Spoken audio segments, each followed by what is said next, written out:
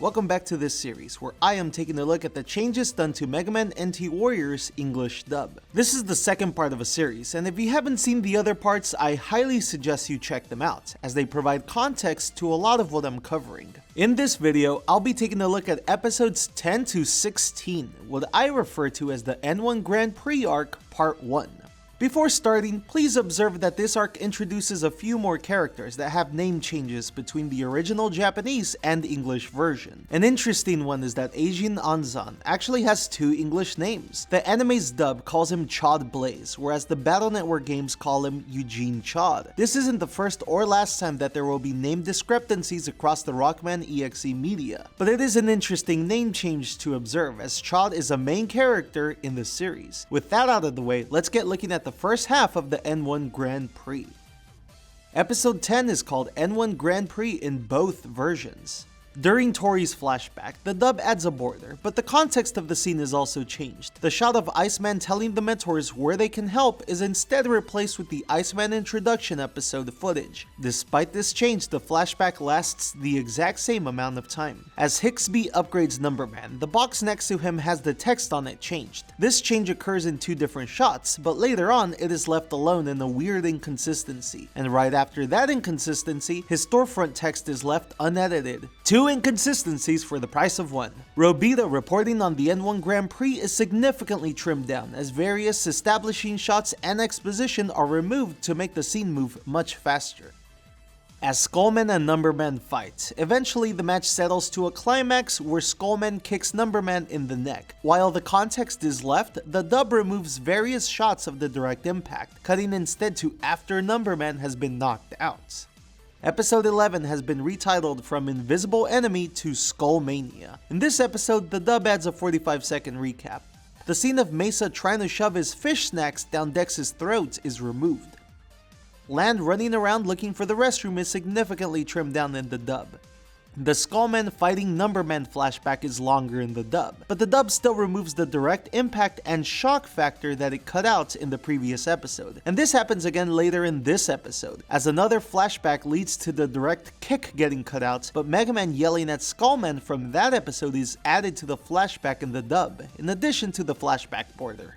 Mega Man aiming his buster on screen is replaced with different footage 3 times in this episode. Only 1 time out of the 3 is there a time difference between the Japanese and English versions. In every other instance, the times align. After Lan's match, the fight banner behind Lan is changed to Go in 2 different shots.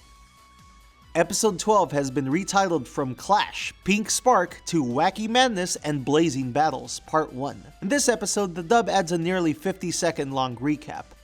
The N1 Grand Prix text on the hat that Maddie steals from Meilu has been replaced with some scribbles. As the tournament lineup is announced, every competitor's name has been translated into English.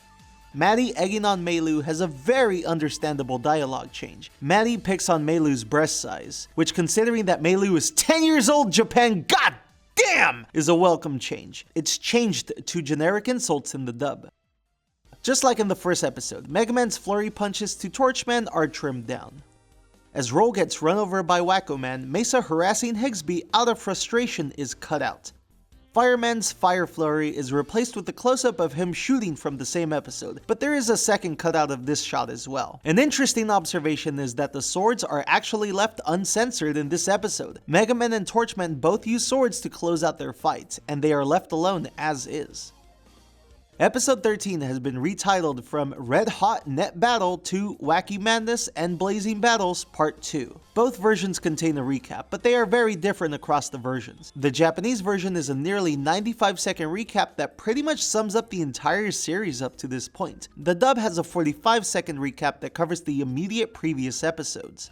Mega Man punching Torchman has a flash to obscure the direct impact. Mega Man knocked out for a second after Torchman knocks him across the map is removed, as are the further shots of Mega Man injured after Torchman severely burns him.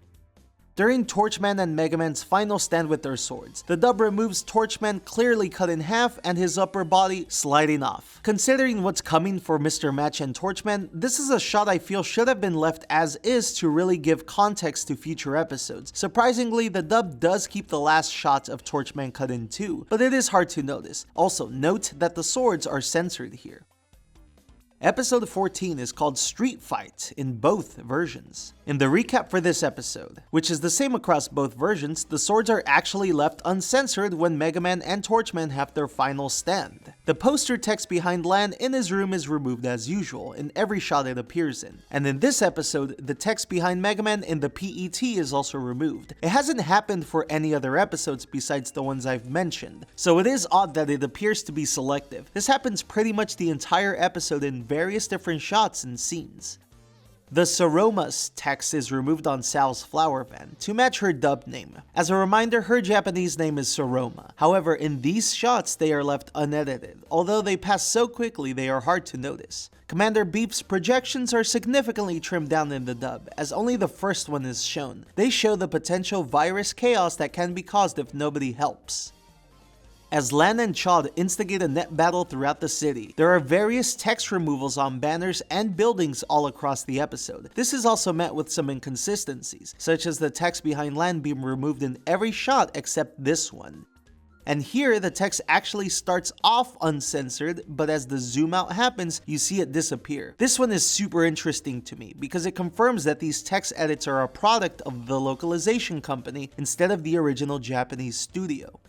Right as the battle is set to begin, the dub includes Mega Man jacking in a recycled shot from a previous episode. This is because the Japanese version doesn't actually show Mega Man jacking in, as it skips that over the commercial break and just implies it. This is a perfect episode to highlight how messy the sword blurring can be, but keep in mind how some of these shots look for the next episode, and also the tip of the program advance. The PET text when Mega Man fails the program advance is slightly different across the versions. Commander Beef complaining about being late after the battle is cut out, and the last bit of the episode is cut out of the dub, when Lan almost gets run over and causes a huge traffic accident. Episode 15 has been retitled from Intensive Training Program Advance to The Legendary Program Advance. In the recap for this episode, the swords are once again left unedited. During the flashback later on, a flashback border is added. Additionally, all the swords in and out of the flashback are now edited again, including the tip of the program advance. Timer text is removed during Sharkman's battle with Whaleman. This happens multiple times throughout the episode. Magic Man being hit by the program advance has electricity added to substitute the fact that he gets cut in half in the original Japanese version. The dub then removes every shot of Magic Man's upper body sliding off, just like with Torchman. Near the end of the episode, Proto Man's program advance animation adds a blurring border to him. It looks like stand energy from JoJo's, but it's a dub original thing. Episode 16 has been retitled from Miraculous Net Navis to The Solo Net Navis. Ro launching her attack at the start of her match with Iceman is cut out. The Cybersword chip display on the PET is edited, even though the wide sword and long sword are left alone in the exact same scene. As the hooded Netops drop Lan and Dex into the river, the dub removes the shot of them falling, instead starting the next shots when they are already in the water. Additionally, Dex not knowing how to swim is changed into something nibbling on his feet.